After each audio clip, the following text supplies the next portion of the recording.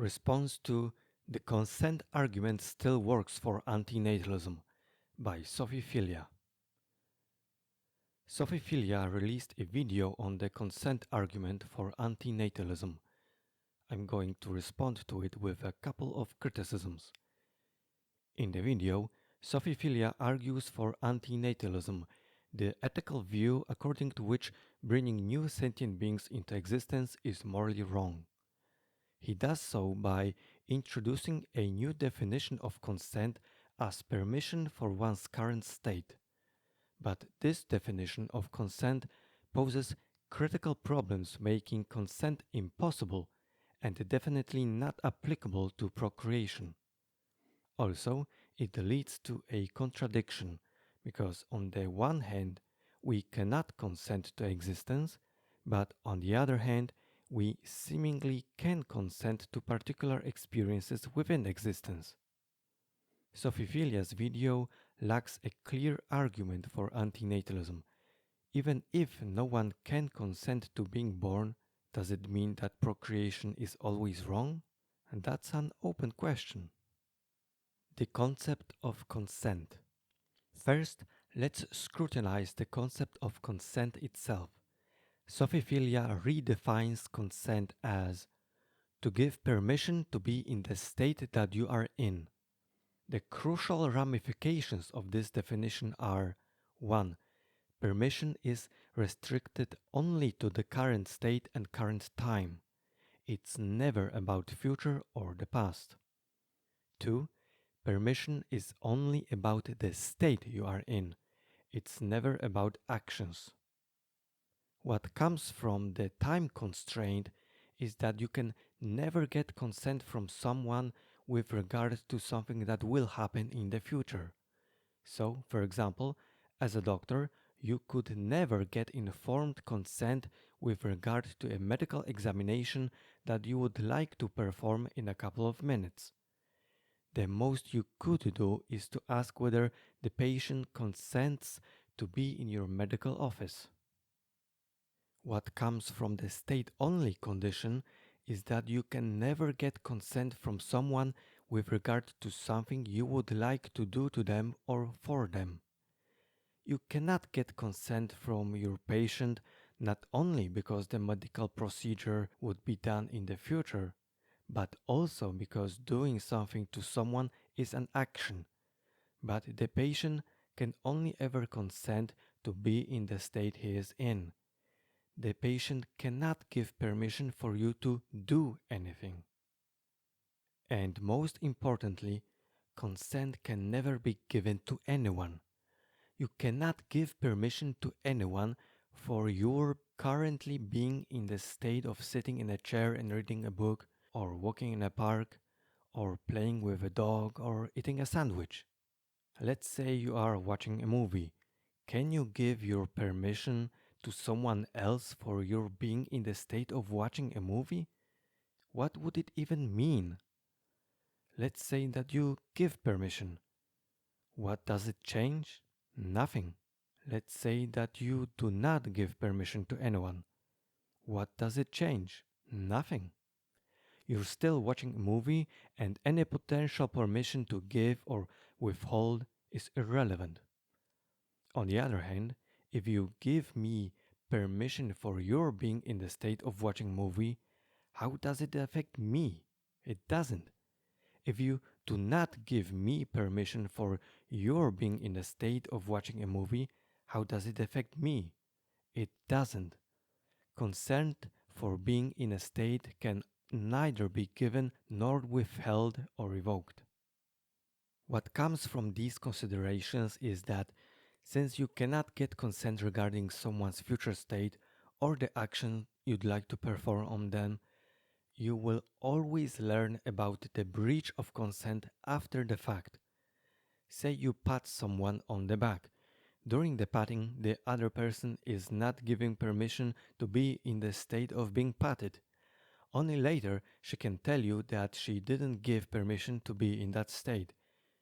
And because of the redefinition of consent, this will happen in each and every case.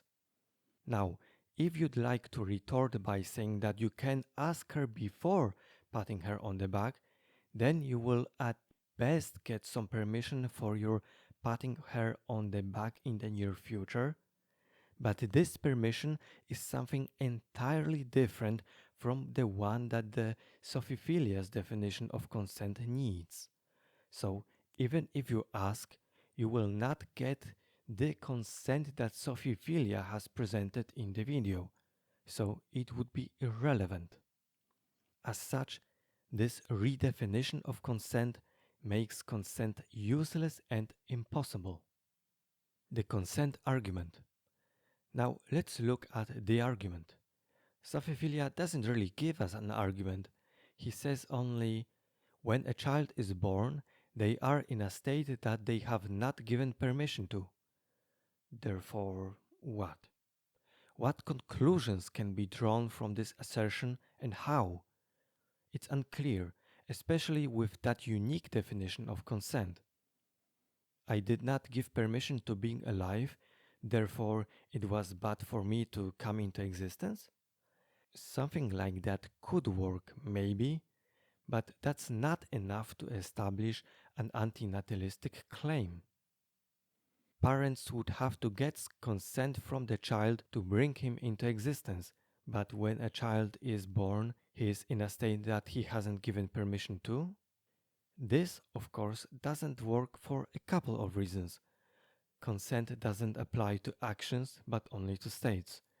Consent cannot be given to anyone, nor can it be withheld. Consent doesn't apply to future states. So the premise falls down. The argument cannot get off the ground because of the issues with the definition. And it's not merely because the parents don't obtain consent, it's because Sophiphilia's concept of consent isn't even applicable in such cases. Maybe Sophiphilia could construct an argument that would work with this definition of consent, but he hasn't given one. A contradiction. Sophiphilia gives an example of you going out of your home and being exposed to sun, wind, various noises and smells. He says that these are natural consequences of you going outside. He says that you going outside means you consent to be in the state of being exposed to all those natural things. I don't know why these things being natural matters at all, but more importantly, who do you give permission to? Seems like the only one you can give permission to is yourself.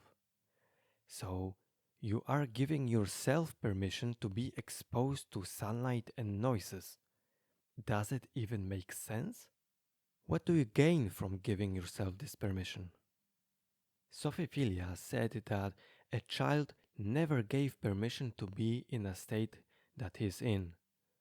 I take it that the state in question is the state of being alive, of existing in a specific time and place, and so on. But now we have a contradiction. On the one hand, I never gave permission to be in the state that I am in, but on the other hand, I presumably gave permission to be exposed to wind and noises when I'm walking down the street, which is clearly a subset of being alive. At the same time, I both gave the permission and not given permission. I find this to be contradictory. Is it always wrong to not get consent? An additional problem is a more general one, a problem that doesn't come from Sophiphilia's redefinition of consent. We do not regard not getting consent to be wrong in general. There are plenty of cases when that's true, obvious, and non-controversial, such as giving someone a present, asking someone for directions, grabbing someone so she doesn't walk into a bus, and so on and so on. Any potential consent argument must explain when not getting consent is wrong. We didn't see that in Sophiphilia's video. Consent to being alive. Let's get back to Sophiphilia's main thesis. When a child is born, They are in a state that they have not given permission to. And by the state we mean the general state of being alive or existence. Let's say that I give permission to be alive, to exist.